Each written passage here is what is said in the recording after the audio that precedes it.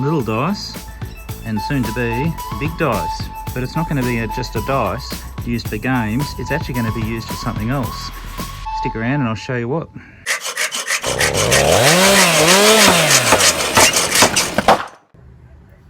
I found these blocks in someone's scrap heap and I thought, they were just throwing it out, and I thought, what can I use them for? And I thought, a dice. But hey, let's do something different. So the first thing is to make sure that they can be square. So this one is 9 centimeters across and it's 10 centimeters that way. So I need to cut the edges off here. So it's pretty rough on this edge, so I'm going to just cut a mil or two off that edge, and then at this end I'll cut off the rest of it so that it's plumb. You can see it's already been glued together for me, which is great, so I can just cut it off there and then I'll have a nice square. So let's cut the edges. So you can see my saw is probably not going to cut right through in one go. So what I've done is I've created a bit of a fence here, so it fits into there, and then I can turn it around and cut it. What I'm going to do is not cut this side to start with, because this side is all different levels. This side is straight, so I'm going to cut this side. And that way, when I turn it around on my fence, it's always the same distance to the saw. Whereas if I did this side, this bottom bit looks like it's a bit closer in and this one's sticking out, so it won't be level.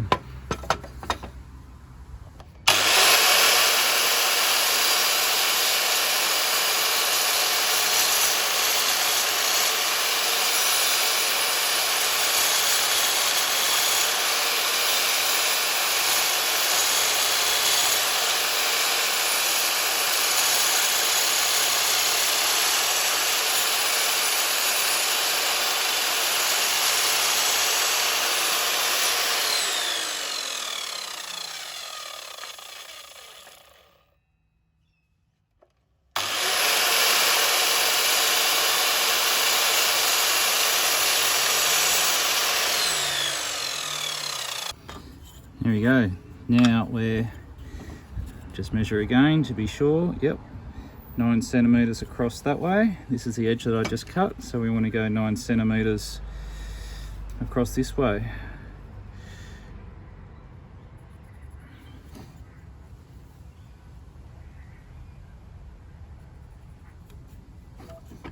So we want to cut along that line there.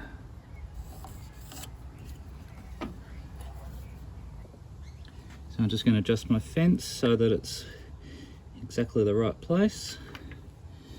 There we go.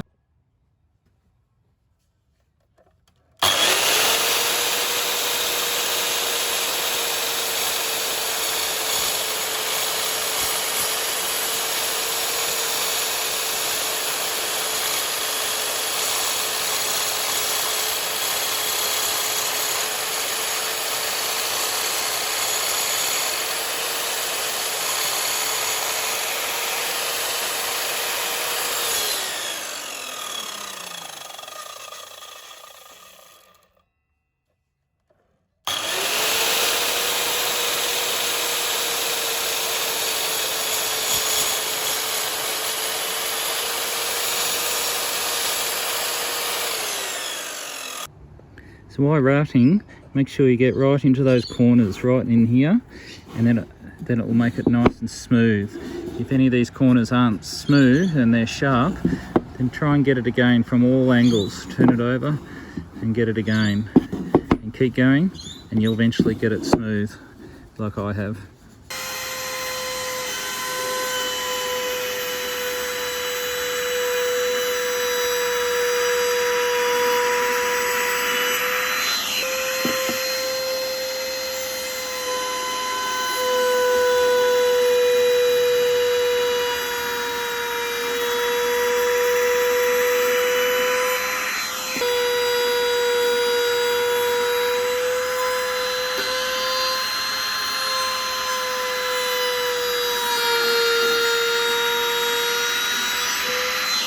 So now that it's been cut and routed, lovely and smooth on the edges here, but the ends that I cut off aren't perfectly smooth, especially compared to the sides. I'm not going to worry about that just yet. We'll come back to that.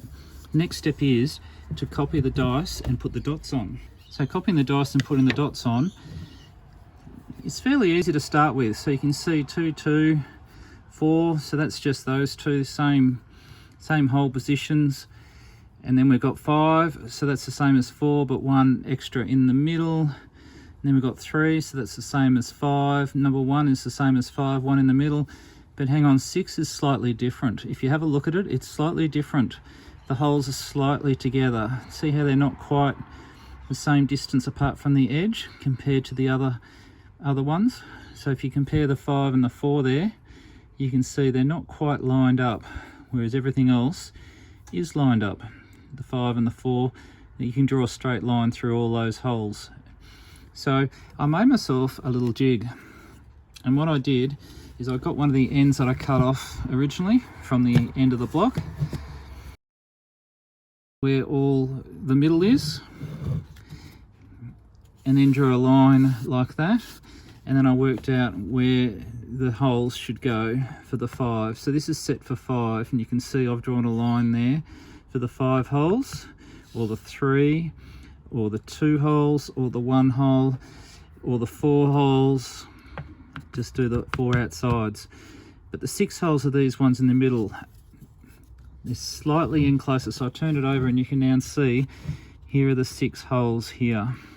So the first step that I do is that I work out which side's going to be 6, because that's going to be the one that I want to be on top. So on top I could either have 6 at the end of the grain, which means it'll sit like that. Normally it'll have the grains going down, or you can have 6 on the top and you'll have the grains going sideways. It's totally up to you. I'm going to do 6 along the top. So what I first do is use this stencil to make sure it's all perfectly lined up. Put a mark in the wood where the holes are going to be drilled. There we go. And then I go across to the drop saw and drill them. It's a bit hard to do without a drop saw because they need to be perfectly straight. And I'm going to go about halfway through the block. Make sure it's in the right position. It is.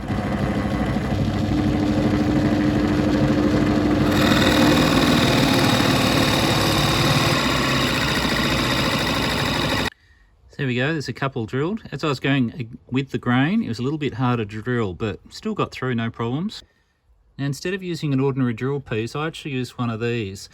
There's no product placement here. They didn't sponsor me or anything like that, but yeah, they're happy to if you'd like to. So that's what I used, so that I got that flat hole at the bottom of the hole. So once you've drilled your first 6 holes, you want to make sure that you actually do it correctly, because it should add up to 7, 6 plus 7, so 1 should be on the back there. But what goes on the top here, you want to get it right. Okay, so I've got 6 here, so I'll do 2 on this side as I turn the dice. I'm going to copy this red dice and I'll do 2 here, and then I'll do 1 here, and then 5 on this side. And then on this side here it'll be 3. So you want to copy the dice. Always have the dice around. You don't want to muck it up and get it wrong. Now there we go. I've drilled all the holes now. I reckon it looks fantastic. They're all the same depth. As you can see, I put my finger down each hole, and some of them have poked into other holes, and that's okay. It's still got its strength. So you could put it's still got its strength, and that's okay. So I did get a tiny little saw and just take away any bits inside that looked messy. The other thing I have just done is I've got my sander, and gone across particularly the edge that was a bit rough at the beginning. If you remember at the beginning of the block, here's one that I prepared earlier, it was rough. That's where we did it on the saw, and this is where it came like that. So we cut it with the saw to the 9 centimeters at the beginning. That's a bit there. You can't tell now because what I've done, I've sanded it since we've done the holes, and that gets rid of any burrs on the holes as well. Just give it a light sand everywhere else. Now it's ready for painting. But I can tell you now what it is before I paint it, and that is it's a pencil holder, or you can use it as the dice as well. So how cool is that? I can put the pencil in like that, and I guarantee you no one else will have something like this on their office desk. If you've only got one pencil, well, it's okay, you can go like that. Well, I hope you've enjoyed watching. If you've enjoyed this, please like and subscribe, and yeah, please put your comments down below. I'd love to hear if you've got any ideas to make it even better. Thanks for watching.